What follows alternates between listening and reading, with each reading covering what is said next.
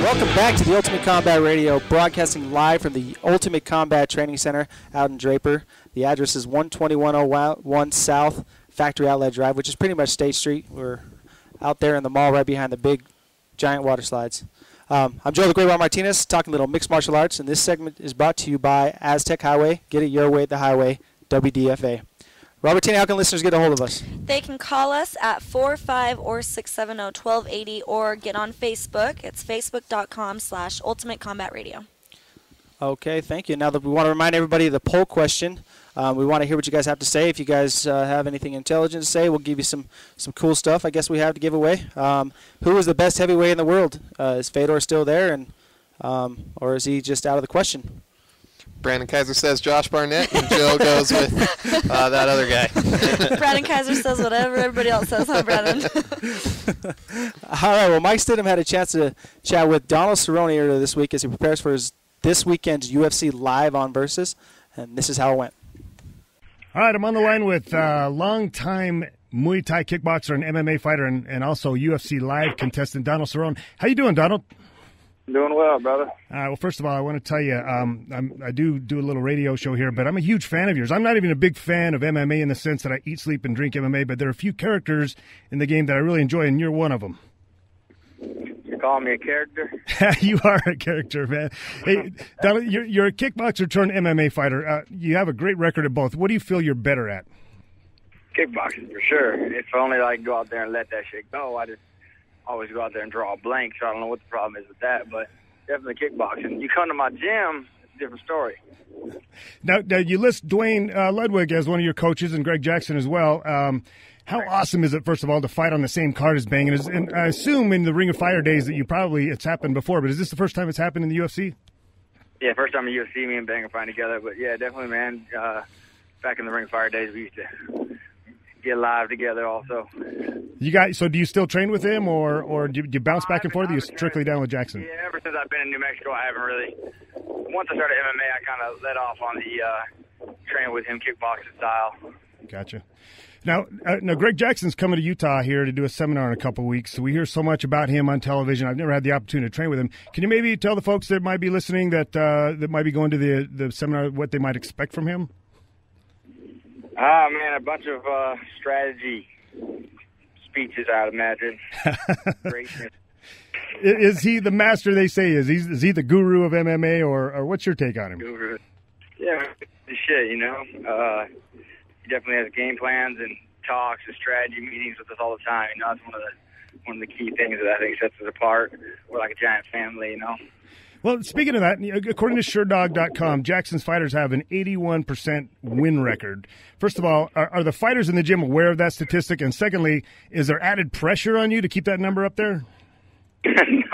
No, there's no added pressure, but yeah, we know we all win. You know, I mean, that's what we do. We're at a win, and everyone down for the same thing, and that's the win. You know what I mean? So, of course, every once in a while we take losses, but as a whole, we know we're good. We know we train with the best because we are the best. Well, there you go. All right. Well, now there is one little dark blemish on your record, if you will. I mean, you won, for all intents and purposes, WEC title that was taken away because you tested for. Now, was it a diuretic? Is that what it was? Can you kind of tell us the circumstances surrounding that? Yeah, I got a staph infection some years ago, and I took a pain medicine. I shouldn't say pain medicine, but I guess steroids to get rid of the staph infection. And then I took a diuretic to not for my weight, but to really to help clean out my system from the steroids I was on. So either way, I was failing, I guess I should say. Well, you were able to come back and vindicate that loss, weren't you? Or did you fight him again? No, I never fought him again, but that shit's so long ago, it doesn't even matter to me, man. People want to call me a cheat or whatever, say I was trying to cheat, come my way. Like, man, weight's never a problem for me, so I think too much.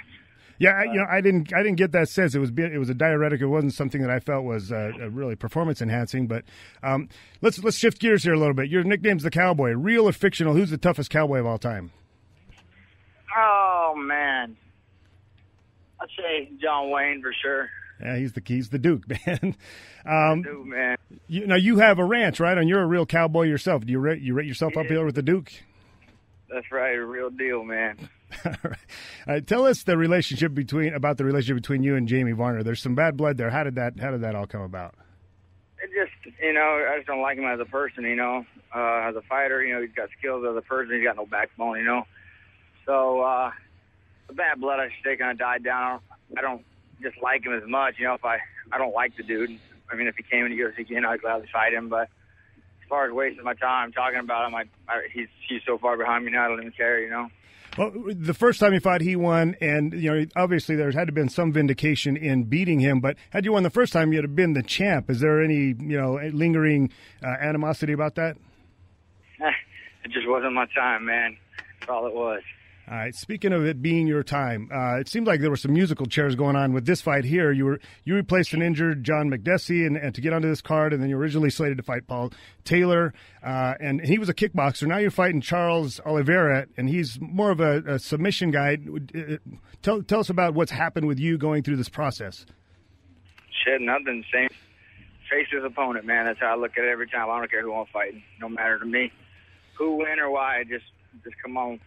I like it. Well, now, what are we looking for this weekend? Are we looking for fight of the night, KO of the night, submission of the night? We're going to get you one of those. Obviously, you're going to get some bonus money. What are you looking for?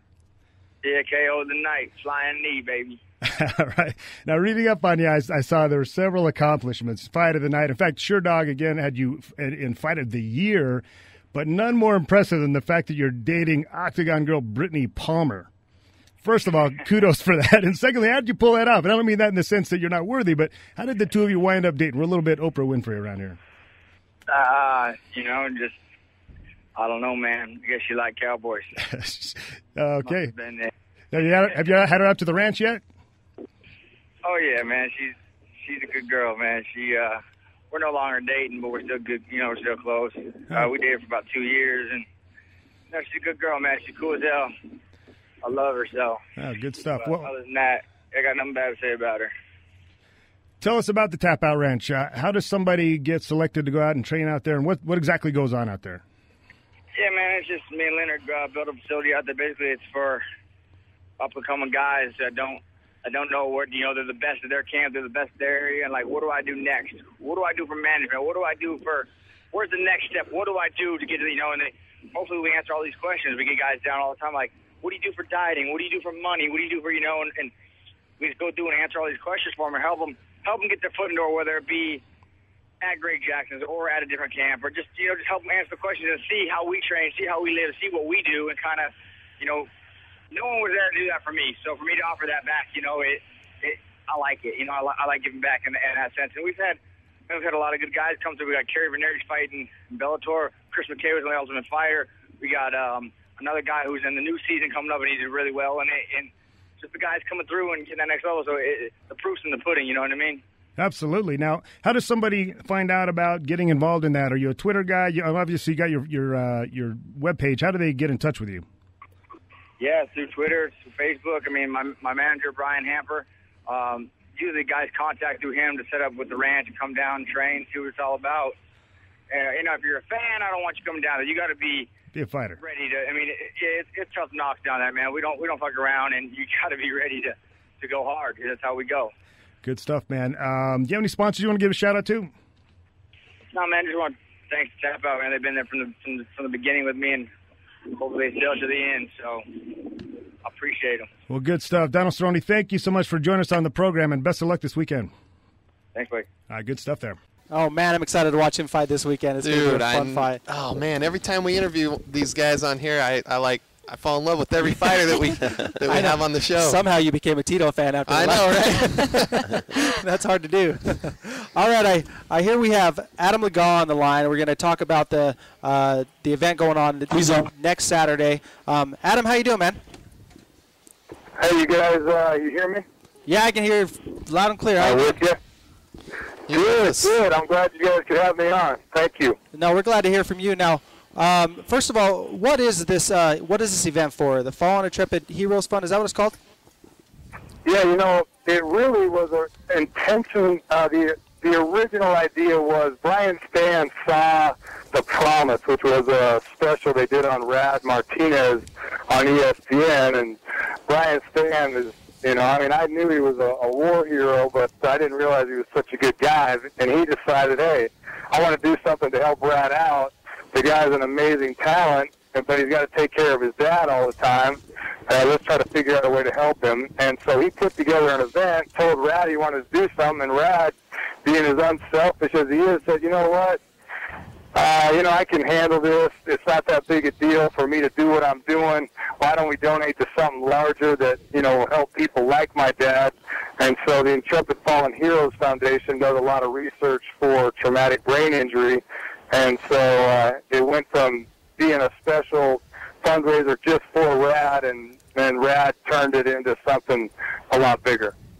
Rad is a good guy, man. We had him on an interview a little while ago, and I fell in love with him just talking to him. And that video they did was awesome. I loved it. What are we going to be looking for when we go out there? It's a seminar, or is it just a training session? Yeah, What's going on? It's going to be everything from. I mean, this is something that there'll be people that you can talk to from anything from like clinics in MMA, jiu-jitsu, striking, wrestling. The full ground and pound. I mean, every aspect of MMA, to nutrition, to exercise. Rich Gaspari, I don't know if you ever heard of Gaspari Nutrition, but it's real high-end supplements, and he's also one of the main sponsors of this event.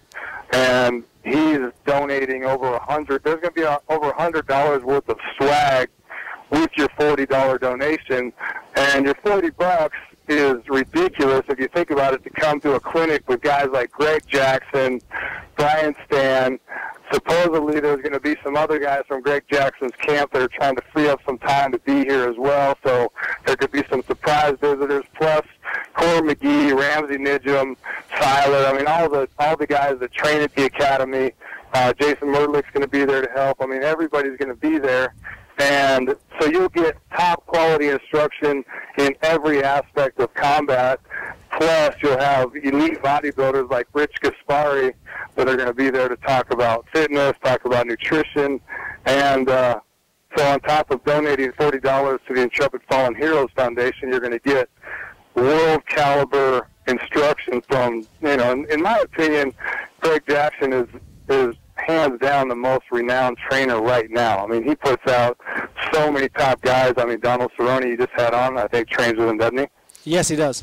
So, Adam, do you have to have experience to come to this thing, or is this just... No. I mean, it's for anybody, any age, any gender, and, there's nothing, there's probably not going to be anything live, but there'll be a lot of drilling, a lot of technique, a lot of conversation, it's going to start at 10 a.m., and it's just going to go till people are sick of it. I mean, it's an all-day thing. So it's kind of like an open house thing with some really awesome guests. We just basically need to show up with a minimum donation of $40 that we can pay there on the spot. Well, no, if you show up, you're going to be too late. If you want to be part of the clinic, then you probably need to. I mean, I haven't looked, but there was over 70-some people that had already registered when I looked yesterday, and I just barely put the thing on Facebook the day before that. Is there? Mike Stidham reserved for himself, so I appreciate that, Mike. How many people are you letting into this thing? Only 200. Oh, okay. Anybody can donate. You can donate as much as you want. You can donate at the door, but if you actually want a spot, there's only 200 spots for people to actually come and participate in the event. And so how do people get registered for it? The way to get registered is to call the gym, which is 801-225-2008. 225-2008. It's only $40, and get you a seminar with some of the best in the industry. And what's the date on that again? That's next Saturday, the 20th. And is it what are the hours? 10 a.m. until probably early afternoon sometime. Man, I can't wait. I signed up the minute you put it on Facebook. Well, that's awesome. I appreciate it. I mean, it's something that I had no idea was going on until they called me and said, "Hey, dude, did you hear about this event they're doing for RAD?" And I was amazed that Brian had put this together. And Brian Stan has already been a guy that I really look up to as a person. I actually, I'm a military brat myself, so I actually have some latent guilt for never having served in a war. I'm like the only guy that hasn't fought in some war somewhere. And so when I get a chance to help out someone like Brian Stann or support something like Brian Stann, it's a huge privilege. Yeah, it's going to be a good time. So you're going to be there taking the seminar, doing everything too, right? Yep. I'll be there. Have your shirt on? Anybody that you know of, and I'll try to take my shirt off. Private showings in the back yoga room. Oh, all right. Otherwise, I'll keep it on for the guys who want me to keep it on. But if you want to see a private viewing, I'm sure I'll be happy to take my shirt Kaiser's off. dialing. I'm never shy. Kaiser's dialing the phone number right now. Sign me up. All right, Adam. Thank you so much for being on, and we can't wait for this event. We'll be out there next Saturday. Well, hey, thanks so much for having me on the show, and you guys do an awesome thing. And, hey, any of you guys that are listening, we'd love to have you out there. You need to call soon because the spots are few, if any, left. I'm not even sure. So call that number, 225-2008. Thanks a lot, you guys. All right, thanks, Adam. All right, we have to take a short break, but when we come back, the MMA baby is going to break down the national MMA scene.